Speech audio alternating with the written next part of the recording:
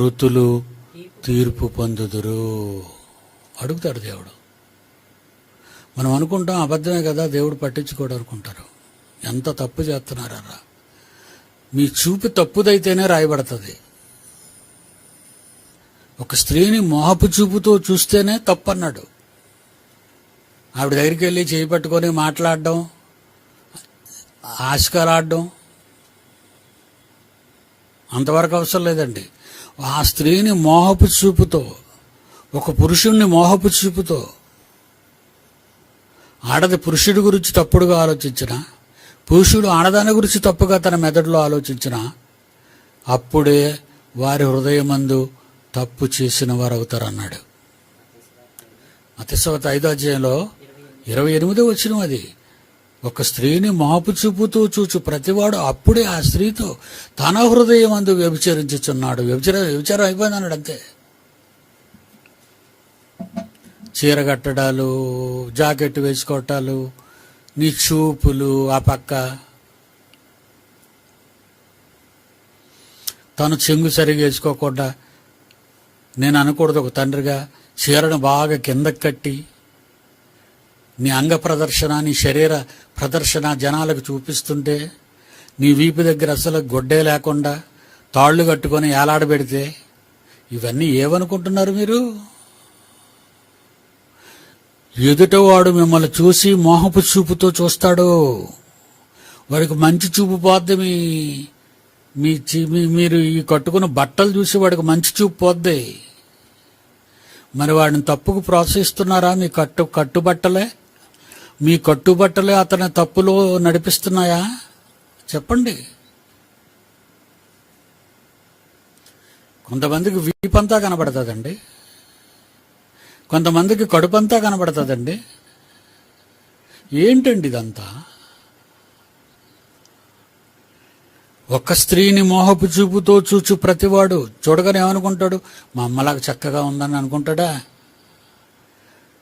మా అమ్మగారిలాగా చక్కగా ఉన్నదండి అనుకుంటాడా? మిమ్మల్ని చూసి అలాగుంటే. మోహపు చూపుతో చూచు ప్రతివాడు అప్పుడే ఆ స్త్రీతో తన హృదయమందు వ్యభిచరించిన వాడుగును. అయిపోయింది వ్యభిచారం అన్నాడు. నోట్ చేసేసుకున్నాడు అప్పుడే. నువ్వు ఇలాగ ఎంతమందికి అంగ ప్రదర్శన చేసుకొని తిరుగుతున్నావో, ఎంతమంది నిన్ను చూస్తున్నారో, వాళ్ళందరూ నీ వలన పాపులుగా మారిపోయారు. నేనేం చేశానండి బాబు, నేను ఎవరిని ఏం అనలేదండి, నేను చీర కట్టుకొని జాగ్రత్తగా వచ్చానంటావా? క్రైస్తవులకు అన్ని జనులకు ఇదే తేడా. బైబిలు గ్రంథానికి, ప్రపంచ గ్రంథాలకు ఇదే గ్రంథాలకు ఇదే తేడా. ప్రపంచ సకల శాస్త్రాలను అధిగమించింది ఇది. గోగు మాగోగులు ఎంతమంది అంటే భూమి మీద నలుదిశలయందు జనములను లెక్కకు సముద్రపు ఇసుక వలె ఉన్న గోగు మాగోగు అనువారిని మోసపరచు వారిని యుద్ధమునకు పోగు చేయుటకై వాడు బయలుదేరెను. ఇలాంటి తప్పుడు చేసిన వ్యక్తులనందరినీ పోగు చేసి వాళ్ళ చేత ఇంకనూ తప్పులు చేయిస్తూ, ఆడవాళ్ళ తప్పులు చేయించి మగవాళ్ళ తప్పులు చేయిస్తూ ప్రపంచ ప్రజలందరినీ తప్పులలోనికి ముంచేస్తున్నారు. జాగ్రత్త పడరా, ఒళ్ళు కప్పుకోరా, మీరు ఆడవాళ్ళ కారా? నేను చాలామందికి చెప్పానండి, మీరు ఇలా తయారై రావాలి, అమ్మాయిలుగా కనబడడం కాదు కావలసింది, అమ్మలుగా కనబడాలి అన్నాను. అది నా స్లోగన్. మీరు అమ్మాయిలుగా కనబడడానికి చర్చకి రాకండి, అమ్మలుగా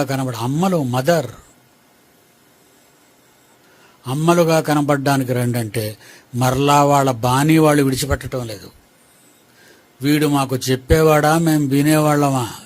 వాళ్ళు ఎంత తప్పు చేస్తున్నారో తెలుసండి. వాళ్ళ పాపాలకు క్షమాపణ కూడా ఉండదు. For your information. అలాంటి వాళ్ళు ఎన్ని మోకాళ్ళును ప్రార్థన చేసినా, క్షమించమని దేవుణ్ణి అడిగినా దేవుడు వాళ్ళ పాపాలను క్షమించడు. పాపాలు క్షమించమని అత్తరుబుడ్డు పగలగొట్టి యేసు నడినెత్తు నుండి పాదాల వరకు వంపిన ఆ స్త్రీ తన తల వెంట్రుకలతో ఆయన పాదాలు తుడిచింది, కన్నీళ్లతో ఆయన పాదాలు తడిపింది. క్షమ అలా ఉండాలి. నిన్ను క్షమించాలంటే అలా ఉండాలి. ప్రభా, తప్పైపోయింది, క్షమించండి, ఈనాటి మా పాపాలన్నీ వదిలేయండి అనుకున్న నీ ఫ్రెండ్ లాంటి వాడు కాదు నీ దేవుడు. ఒక మహాశక్తి సంపూర్ణుడు ఆయన. ఆయన దగ్గర నీ ఆటలు సాగవు. లోకంలో ఎవరి మాటలో నమ్మేసి నువ్వు ముందుకు పోతే నువ్వు వెళ్ళేది పరలోకానికి కాదు, నిత్యాగ్ని దండన.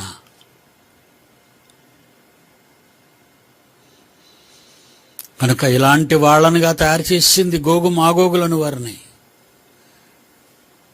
గోగు మాగోగులు లాంటి ఇశ్రాయేలీయులను అపవిత్రులుగా చేసి నాశనం చెందించడానికి, ఇశ్రాయేలీని చంపేయడానికి, ఇశ్రాయేల్ని నాశనం చేయడానికి పూనుకున్న గోగు మాగోగులు లాంటి వాళ్ళు ఈరోజు అలాంటి క్యారెక్టర్ కలిగిన వాళ్ళు ప్రపంచవ్యాప్తంగా విస్తరించి సమాజాన్ని పాడు చేసేస్తున్నారు.